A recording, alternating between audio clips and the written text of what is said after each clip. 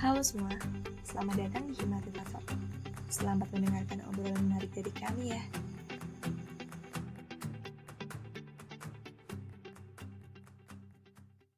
Halo, perkenalkan aku Sabrina yang kali ini akan nemenin kalian buat ngobrol-ngobrol mengenai dunia pekerjaan bareng Kak Faris. Narasumber kali ini bekerja sebagai Production Section Supervisor Indofood CDP di PT Indofood Sukses Makmur Tbk dan merupakan lulusan jurusan Keteknikan Pertanian loh. Nah, daripada berlama-lama, langsung saja kita ke sesi sharing dan tanya jawab bareng Kak Faris.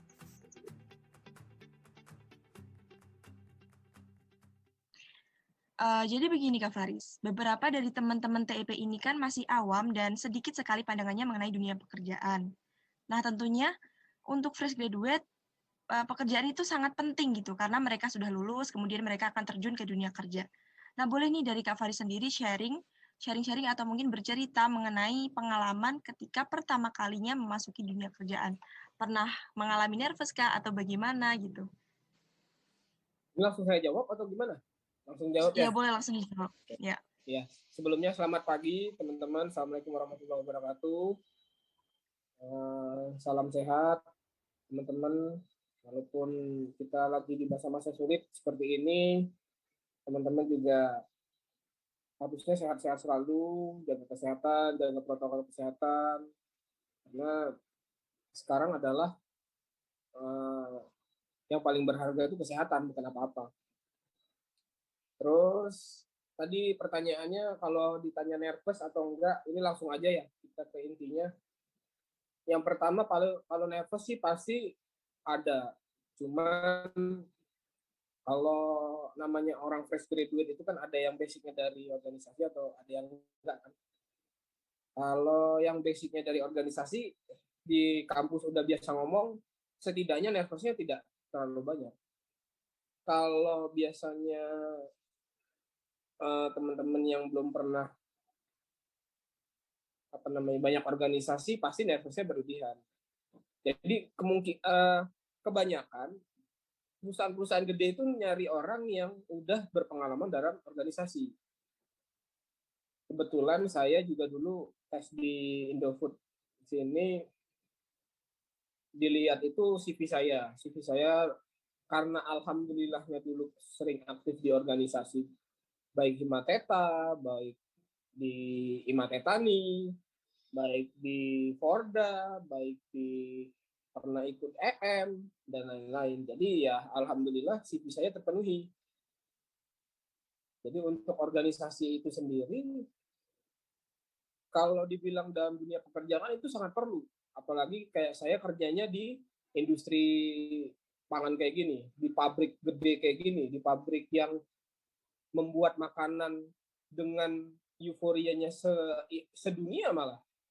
Siapa yang nggak tahu namanya Indomie? Teman-teman pasti anak kosan apalagi tahu Indomie. Yang setiap hari nonstop kerjanya, kayak hari ini aja contohnya, saya minggu harus masuk ngawasin proyek dan lain-lain. Ya itu tantangan di dunia kerja. Kalau nervous atau enggak, awal-awal pasti nervous, lama-lama punya teman banyak, dekat sama atasan, komunikasi baik sama atasan, uh, punya relasi baik, kita juga baik, ya lama-lama nervous itu akan hilang dengan sendirinya.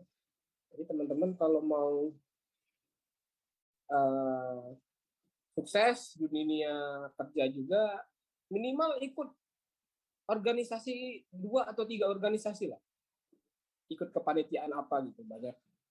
Jadi jangan hanya kuliah pulang, karena ini true story, orang yang benar-benar pinter pun tidak pernah organisasi kuliah pulang walaupun dia pinter juga perusahaan gede jarang akan melirik, karena mindsetnya orang perusahaan itu ngerekrut karyawan itu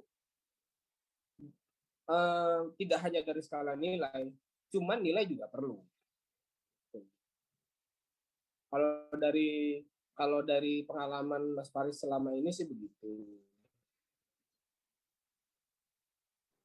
Oke, jadi kesimpulannya kita Begitu. bisa ya meminimalisir lah rasa nervous kita melalui ketika di kampus ikut organisasi dan ikut kepanitiaan seperti itu ya Kak. Oke, next question Betul. nih Kak. organisasi itu kan bisa dibilang suatu tempat atau wadah untuk mengembangkan soft skill maupun hard skill-nya ya. Nah, untuk di suatu perusahaan sendiri atau mungkin perekrutan perusahaan gitu, pentingnya soft skill dan hard skill itu seperti apa sih Kak? Dan berapa rasionya atau kebutuhan dari setiap perusahaan atau mungkin tempat kerja mengenai soft skill dan hard skill ini? Yang pertama hard skill. Hard skill itu kan juga wawasannya banyak ya. Soft skill juga. Soft skill kan kita bisa buat programmer dari suatu database, dari suatu aplikasi. Kalau apa namanya hard skill itu ya mungkin kita bisa membuat suatu pengembangan nanti dengan teman-teman rekan kantor kita, misalnya membuat suatu project apa, kita menyumbang ide, itu di dunia kerja itu banyak kan begitu. Tapi terlepas dari hard skill dan soft skill, sebenarnya teman-teman yang baru di perusahaan gede, di perusahaan yang terkemuka, baik tidak terkemuka, baik yang kurang terkemuka, ya perusahaannya misalnya startup dan lain-lain. Ini pengalaman dari senior kalau ngerekrut fresh graduate. Fresh graduate itu yang pertama, dia nggak banyak ini itu. Maksudnya dalam arti dia pasti membutuhkan suatu pekerjaan. Pasti membutuhkan suatu pekerjaan, mau gaji berapapun biasanya diterima, karena dia juga bukan hanya bertolak ukur sama gaji. Dia juga pengen pengalaman dia ada. Jadi fresh graduate itu tidak melulu hanya saya harus kerja di sini, saya harus kerjanya yang kayak gini dengan orang yang kayak gini, bisa. Yang kedua, fresh graduate itu pasti gampang ditempa. Karena fresh graduate itu sekali lagi teman-teman keluar dari kampus dengan mindset kampus yang hanya teori, pindah ke dunia kerja yang harus mengaplikasikan teori. Kita ngomong apa, kita harus melakukan apa. Kalau di dunia kerjaan harus gitu. Jadi misalnya, oh iya saya besok harus gini, ya beda lagi. Di dunia kerja itu harus harus ada pembuktian gitu ke atasan. Kan kalau di kampus misalnya, oh iya saya bisa gini, oh saya bisa presentasi nih, saya bisa apa, saya bisa presentasi tentang ilmiah apa, tapi ikut presentasi jadi moderator, jadi saya yang ini bagian di laptop deh. Biasa kan kita di anak kuliahan begitu tuh, bagian ngeklik. Tapi kalau di perusahaan nggak bisa. Misalnya kita berlima, kita buat project, satu orang itu harus satu membuktikan bahwa dia benar-benar ikut andil dalam project itu. Nah, bedanya di dunia kerja, apalagi di perusahaan gede kayak tempat Mas Faris dengan nama yang sangat mendunia, ya kita dituntut sangat berkembang, harus cepat berkembang. Hanya dari itu orang-orang di sini memilih orang yang banyak kategori itu dalam tanda kutip organisasinya banyak. Karena orang yang organisasinya banyak tuh menurut psikologi, kanon katanya dia akan cepat berkembang karena dia akan banyak relasi, banyak sharing dengan teman-teman lain. Ya kayak kita gini lah. Teman-teman kalau nggak ikut organisasi, mana bisa ketemu saya sharing di sini, betul nggak? Kalau yang tidak ikut Hemateta mungkin ya teman-teman nggak akan, ya bukan nggak akan tahu, nggak akan, mungkin jalannya tidak ada bisa ketemu saya di sini itu.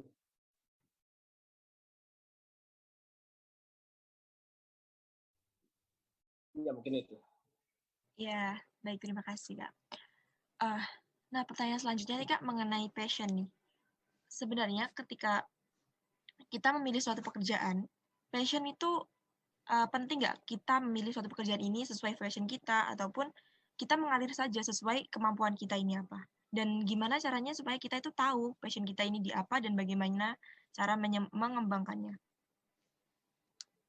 Yang pertama, kalau ditanya kita harus ikut passion kita atau enggak, ya sebenarnya kerja dengan passion itu relatif ya.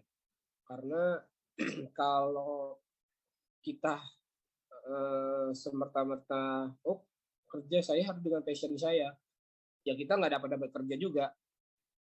Yang kedua, oh saya harus di perusahaan ini karena itu dengan passion saya, ya juga susah.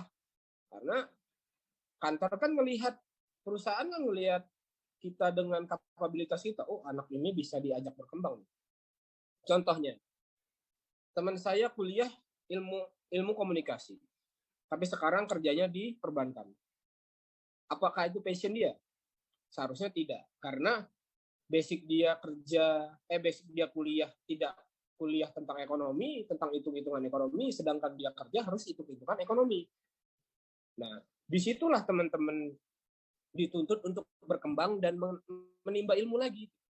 Kayak saya mungkin oke lah, saya masih masuk karena di teknik pertanian kan bisa ke industri.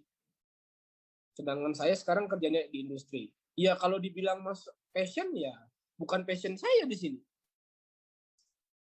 Bukan passion saya, tapi mau nggak mau dengan dari awal saya masuk, dari awal saya kerja di sini, niat kerja di sini, mau kerja di sini, pelan-pelan, akhirnya sekarang nyambung juga, nyambung dengan kegiatan saya sehari-hari. Misalnya saya kan basicnya di produksi, jadi semua pengendali produksi semuanya saya. Apakah saya tahu tentang misalnya kadar air mie, kadar air apa? Ada, memang kita diajarin di kadar, tapi kan itu memang spesialisnya lebih ke anak THP tuh. Pelan-pelan masuk ke basic itu, pelan-pelan. Saya harus berpengalaman misalnya tentang mesin, elektrikal semuanya, karena di sini mesin-mesinnya semua udah elektrikal dan lain-lain. Basic saya di elektro, apakah saya harus teknik elektro? Kan enggak. Jadi pelan-pelan kita juga bisa belajar, tergantung orangnya itu masuk di sini mau belajar atau enggak.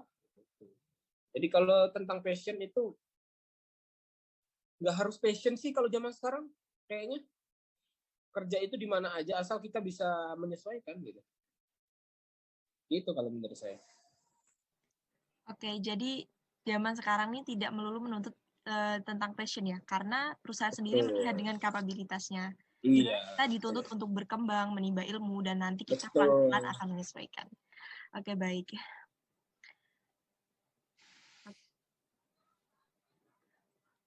Ini yang lain mana nih suaranya? Nggak ada suaranya ini. Iya. Nah, Kak, di masa pandemi ini kan loh, Kak, ini kan banyak sekali perusahaan atau tempat kerja yang melakukan pengurangan karyawan gitu, secara besar-besaran lagi. Nah, hal tersebut itu akan berdampak sama lulusan baru, di mana lulusan baru ini jumlahnya tidak sedikit. Dan mereka, kesempatan mereka untuk masuk suatu perusahaan ini akan menyempit karena adanya pengurangan karyawan itu.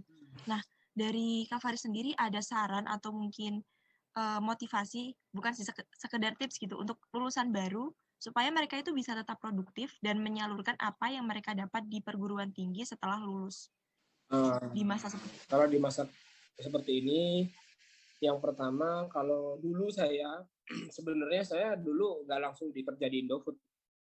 Awalnya setelah lulus kuliah, saya pernah buka kafe di Malang. Mungkin teman-teman kalau yang tahu, saya dulu pernah buka kafe. Saya dulu pernah buka kafe sekitar 7 bulan. Habis itu cari kerja dengan perjuangan yang saya termasuk cari kerja di era pandemi awal-awal. Saya kan awal 2020 saya masuk sini. Perjuangannya dari 2019. Saya lulus 2019 pertengahan, langsung cari kerja, kesana sini, akhirnya buka usaha dulu, berjuang dengan usaha, akhirnya usahanya sekarang sementara tutup karena di Malang sepi juga, karena pandemi juga. Untungnya saya terima kerja. Kalau saya nggak keterima kerja juga saya gimana nasibnya gitu loh. Terus untuk teman-teman setelah lulus, Yang pertama, mungkin sekarang kan eranya digital nih, semuanya apa-apa online selama PPKM, selama pandemi ini. Mungkin teman-teman lebih banyak cari peluang di online. Yang kedua, teman-teman sebisa mungkin banyak apply di perusahaan yang industrinya industri pangan, industri yang misalnya sekarang industri yang sehari-hari kita pakai lah, apapun itu. Kalau industri misalnya industri baja, industri mobil, pasti sekarang akan turun di masa pandemi. Tipsnya adalah teman-teman kalau mau ngelamar kerja, sebisa mungkin melamar di perusahaan yang di masa pandemi ini kelihatannya sangat dibutuhkan atau tetap dibutuhkan. Misalnya kayak saya mau ngelamar di Indofood nih. Indofood pasti ya pasti juga ada penurunan, tapi kan dia termasuk dalam kategori perusahaan yang stabil. Siapa yang di masa pandemi nggak mau makan Indomie?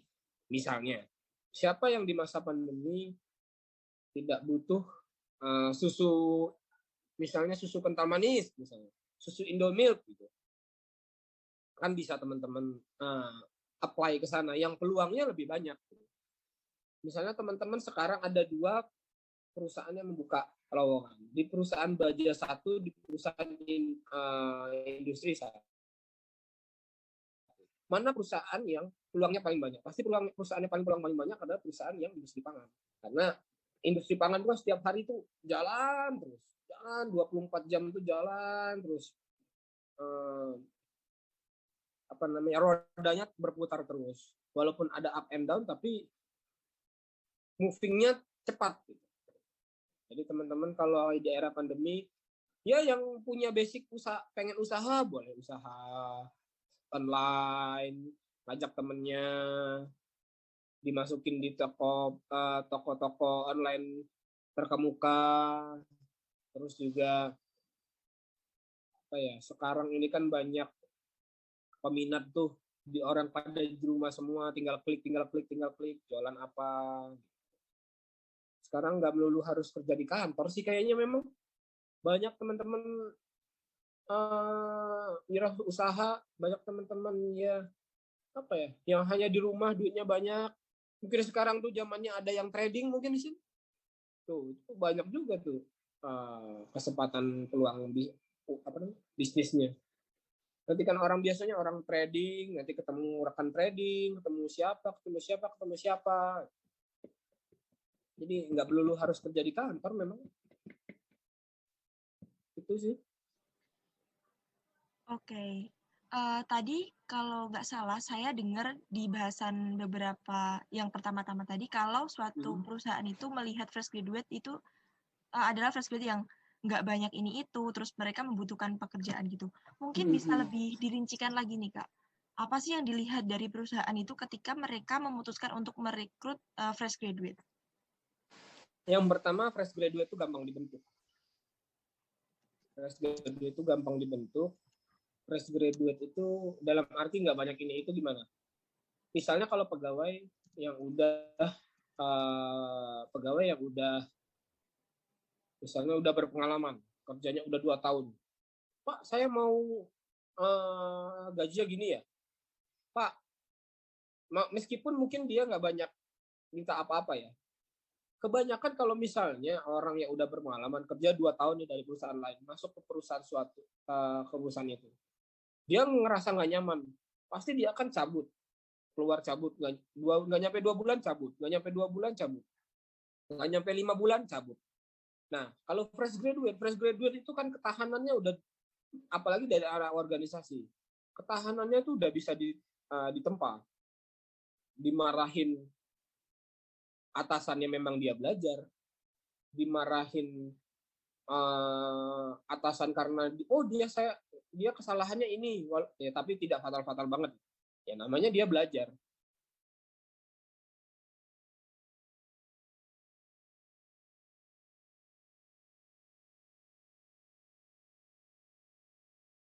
Udah berpengalaman kok merasa saya dimarah-marahin, ya pasti ada gitu. Nah, sok tadi teman-teman nanti bisa merasakan lah jiwa orang yang udah pernah berpengalaman kerja pindah ke perusahaan lain dengan orang yang baru masuk, benar-benar baru belajar masuk, itu beda. Nothing tulusnya beda. Jadi maksud tidak banyak ini itu ya tidak banyak komplain dan lain-lain gitu. Gitu sih. Oke, terima kasih. Mungkin kalau bisa disimpulkan atau mungkin ditarik kesimpulan dari beberapa pertanyaan tadi itu, ketika kita memulai memasuki era perusahaan itu tentunya kita akan nervous atau mungkin gugup seperti itu ya. Tapi kalau kita sudah punya basic organisasi yang baik, insya Allah nervous itu bisa kita atasi dengan baik gitu. Dan terlepas dari pentingnya soft skill serta hard skill yang sudah kita ketahui, kalau di suatu perusahaan itu ketika mereka memutuskan untuk merekrut lulusan baru, mereka akan mencari lulusan baru ini karena mereka bisa lebih mudah ditempa dan mereka pasti membutuhkan pekerjaan serta tidak banyak ini itu. Dan untuk passion sendiri kita tidak harus berfokus pada passion karena kita dipaksa untuk berkembang dan menimba ilmu di suatu perusahaan seperti itu ya Kak. Oke, makasih nih Kak Faris yang sudah meluangkan waktunya untuk ngobrol bareng di sini.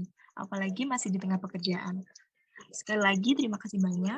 Dan untuk teman-teman pendengar, nantikan episode-episode berikutnya Himateta Talk dengan bahasan yang enggak kalah seru. Sampai ketemu di episode berikutnya and stay safe. Hai, terima kasih sudah mendengarkan episode kali ini. Jangan lupa untuk selalu menantikan episode-episode berikutnya ya.